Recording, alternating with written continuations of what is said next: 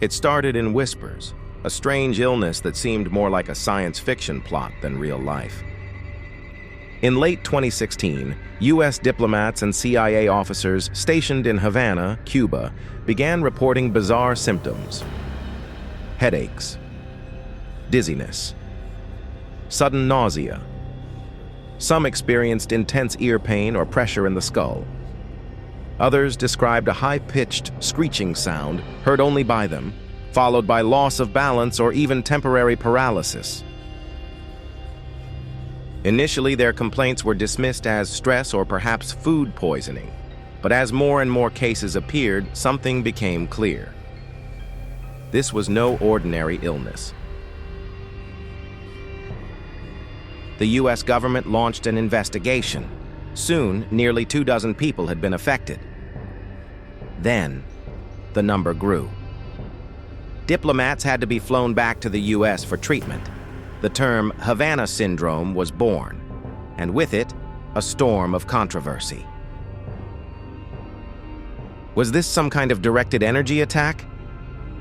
A psychological weapon? Or something we hadn't even imagined yet? Over the following years, cases began popping up all over the world. China, Uzbekistan, Moscow, Washington, D.C. Some officials were struck in their hotel rooms, others while walking near embassies. Victims reported feeling like they were hit by a pressure wave or invisible force. Some lost hearing, others were left with permanent neurological damage. These weren't isolated cases, and they weren't minor symptoms. Fast forward to 2025, the phenomenon isn't just not over, it's accelerating. In the past several months, a new cluster of cases has been reported, this time in Europe. Multiple U.S. and Allied officials in Paris, Berlin, Brussels, and Warsaw have reported sudden, debilitating symptoms consistent with Havana Syndrome. The affected individuals include embassy personnel, intelligence officers, and even journalists covering high-security regions. Some reported hearing an eerie, oscillating sound before feeling disoriented or weak. One case in Warsaw involved a senior attaché who collapsed mid-meeting after experiencing what he called a punch of pressure behind the eyes. Others reported a sudden metallic taste, skin tingling, and vision blurring. These were not cases of collective imagination. MRI scans and cognitive tests showed real damage. In some cases, changes in brain structure and reduced cognitive performance.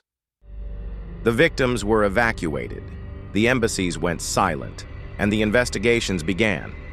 Again. Here's what's confirmed. The incidents have a clear pattern: sudden onset, often indoors, involving government officials. Victims report directional sensations, the feeling that something is targeting them specifically. Symptoms include tinnitus, memory loss, nausea, disorientation, balance issues, and even vision and hearing changes. Most incidents occurred in politically sensitive zones, often near embassies or diplomatic residences. At least dozens of U.S. government employees have been affected worldwide since 2016, with recent estimates suggesting over 200 suspected cases. But what's causing it? That's where the story twists even deeper. One of the leading, and most controversial, theories is that Havana Syndrome is caused by a microwave or ultrasonic weapon.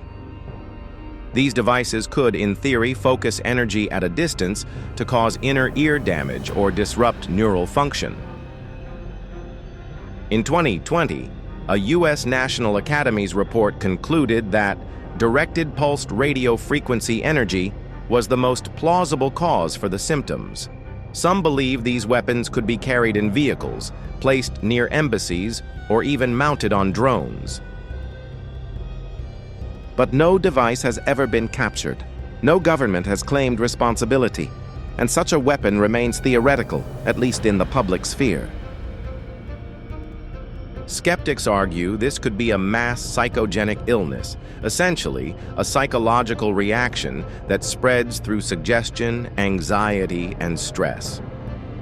Similar incidents have happened in the past, like fainting outbreaks in schools or even the mysterious dancing plague of 1518. The stressful environment of embassy work, combined with media coverage and fear, could potentially spark real physical symptoms. But this theory doesn't explain the brain scans, the individual targeting, or the geographic pattern of incidents. Plus, many victims were unaware of previous cases when they were struck. Some scientists have proposed accidental causes, like faulty surveillance devices, electromagnetic exposure, or even toxic mold or pesticides. However, no environmental factor has been consistently identified across all cases. Others have suggested it could be a byproduct of new surveillance technology, perhaps Russian, Chinese, or even American, that unintentionally causes harm. But if this is an attack, who is responsible? Many point fingers at Russia, citing the GRU's history of psychological and biological experimentation. Others note the pattern of cases aligns with areas of Russian intelligence activity. Some suspect China, especially after the 2018 cases in Guangzhou. Still others wonder if it's a rogue group or even a non-state actor testing new technologies in secret. The U.S. government has conducted multiple internal reviews. Some intelligence assessments have reportedly concluded that attacks were plausibly linked to hostile actors, though no public attribution has ever been made. The Biden administration established a dedicated task force to investigate and treat victims, but even with access to top-secret information, the mystery remains unsolved. These new European cases signal that Havana Syndrome is not going away. If anything, it's evolving, spreading wider, affecting more people, and intensifying public concern. There are real geopolitical implications. Diplomatic relations are strained. Intelligence officers are nervous. Governments are spending millions on counter-surveillance and medical care. And ordinary citizens are asking, could I be affected next? Whether it's a covert weapon, an environmental threat, or a collective trauma, Havana Syndrome shows how vulnerable we still are, not just physically, but informationally. In an age of deep fakes, cyber warfare, and invisible weapons, the line between real and imagined danger is becoming harder to see. The return of Havana Syndrome is a wake-up call. We are entering a new era of confrontation, one where the battlefield may be silent, invisible, and personal. Is it psychological? Is it technological? Or something else entirely?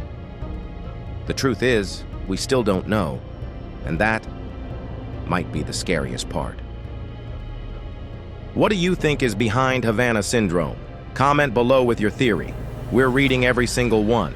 If this kind of strange, mind-bending story fascinates you, make sure to like, subscribe, and hit the bell for more videos right here on Boom. Crazy World. We bring you the unbelievable, because reality is far crazier than fiction.